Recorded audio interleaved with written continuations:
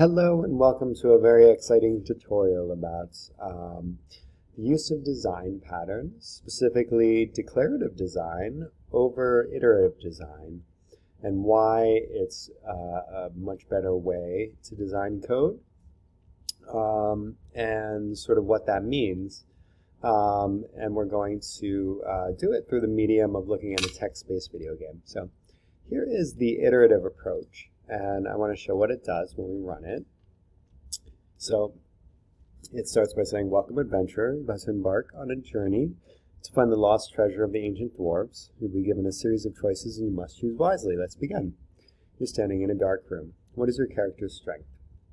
Now, a lot of this stuff is questions that I'm just sort of illustrating. But here in this case, when we ask him what the character's strength is, well, the user could type in anything here. So we could say potato. And what we want to do is make sure that when we catch that it's not an integer, it says please enter a number, which it does here. Now, iterative design is the most easily understandable to the human eye. So as we're reading this, we can really understand what's going on. It's trying to convert it to an integer. It gets a value error. It says please enter a number. It continues and keeps going over and over again until it gets a different number. So let's say we finally put in a number, but a one that's outside the bound, 12. Well, it's going to say please print number between 1 and 10 if it's less than 1 or greater than 10. And it does the same thing for the health. So we put in 5 and we got the character's health. You know, the same sort of validations. We don't want spud, enter a number less than that, no good, and then so on, 75. Okay. And then it does the same thing, or a very similar thing for the choice, where it's asking, there's a door to the left and right, which do you take, left or right? Now you see here it's actually doing a couple different things. It's converting it to lower, so we could make that an uppercase L, and it would still be okay, because it would say that's an L. And it's also, no, that's it. That's what it's doing. So it's converting it to a lowercase, and since it's a string, it doesn't need to do any string conversion. Okay, well, all well and good, but you can see this is kind of brittle code. And what do I mean by that? Well, let's say we want to change something that impacts how all of these things function. Well, we'd have to do it in every single place. You can see it's a lot of repeated logic. It's not the exact same logic in every place, but it's a lot of repeated logic. And so this is kind of not a great way to do this, especially if we're going to be having tons of inputs throughout the game where the player is going to be inputting things. So let's look first at what it would look like if we abstracted a class of an input out of this. So this is looking a lot nicer in the code here. And if we run this, we see it does the same thing. So enter a number 5, good. Da-da-da. Enter a number, yep, okay. Okay, see? It does the same thing. It runs through the game, but it has this abstraction, which is an input abstraction.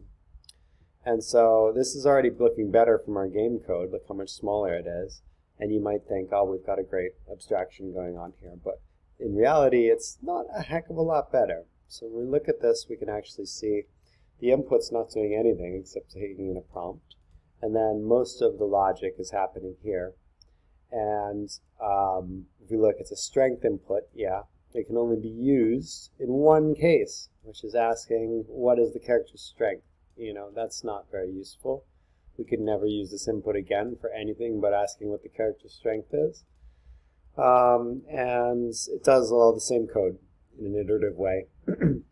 And you might start to think, there's something wrong with this because it's not really doing anything better in a better way than in the iterative way. But it's not a problem with the declarative design. It's a problem that we haven't abstracted this on enough levels. Because when we look at this, what is this thing doing? It's not just taking an input with a prompt. It's doing more than that. It's actually validating and transfiguring data around in here. So what it really needs, and you see we can go through and we have all these inputs set up like this to do this different functionality in the input field. And if we look at it, what happens if we actually abstract out this validator? So let's look first at the games. We've got an interesting different pattern. And this is what I mean by declarative over iterative. We are saying this is equal to an input, and an input has a prompt that is this, and it has validators that do this, and then we're getting the value from the input function. So this is the strength is equal to something. The iterative way that we do it is the strength is equal to something, and then it processes through a bunch of steps and it becomes something else, whereas this is directly, the strength is this, and it gets back everything from this functionality. And so you still got the prompt, but it's got something called validators in it. And this is when the abstraction works. Now it's on a level that works, because with this level of abstraction, we can make almost entirely declarative code. Now, forgetting about all this stuff, that's just the print statements. But looking at how we're getting these inputs, this is all declarative code now. So we've got health, and we got that in, and we got the inputs. So this functions in the same way. We're both getting an integer. It's both being validated as an integer. It's above 1, it's above 10, or below 10. Above 50, below 100. And this one is the exact same input. It's the same functionality, different prompt, of course, and then it has 2 different validators in it. So beforehand, when we were looking at this inputs, when it was all over the, a lot of the code was here and stored here. Now, actually, if we look at the input class, it's very, very clean. And so, well, first we'll run this to show, wait, no, this is not the fully abstraction one. So here we go. If we run this one now, you'll see that it works in the same way. So must be an integer. 0, be greater than 1, 11, great.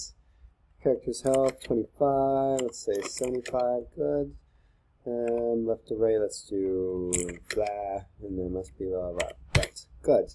Okay, so, so that's all working in the same way. But the code is organized in a very different way. So let's look at the inputs now. Now the inputs, what is this doing? Well, this is a pretty simple class now. What it does is when we run this input method on it, we set the value to none, which we're doing very frequently in this iterative thing. We go strength is none. And then we go while the value is none, try to set the input. And by trying to set the input, it's getting the input from the player with the prompt, and then it's going to try to validate that raw input, and that raw input is going to be the value that it's getting, that it's going to return, or the processed value. That is, so it puts the raw input in, and then that becomes the final input that we're bringing out here. And what does the validate function do? Well, it goes through every one of the validators, and it just makes the value equal to whatever the validate value spits out and returns it. Okay, cool. This is a very simple function. It's doing a very simple thing.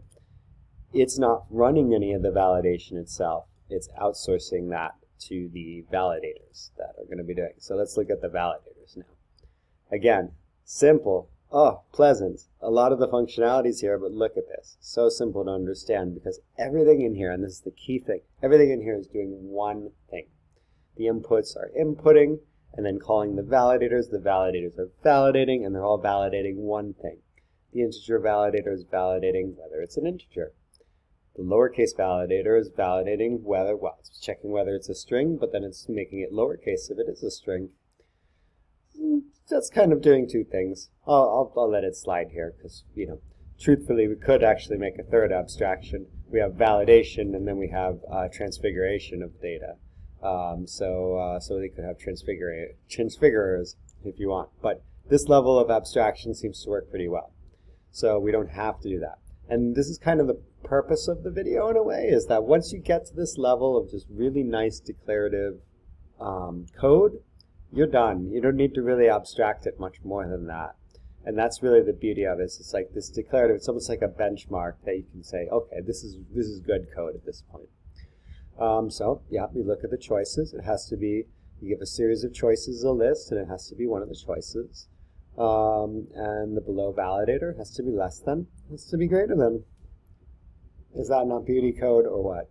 And so now, any time of input that we want to put together, we can build in here by building it in a declarative fashion like this.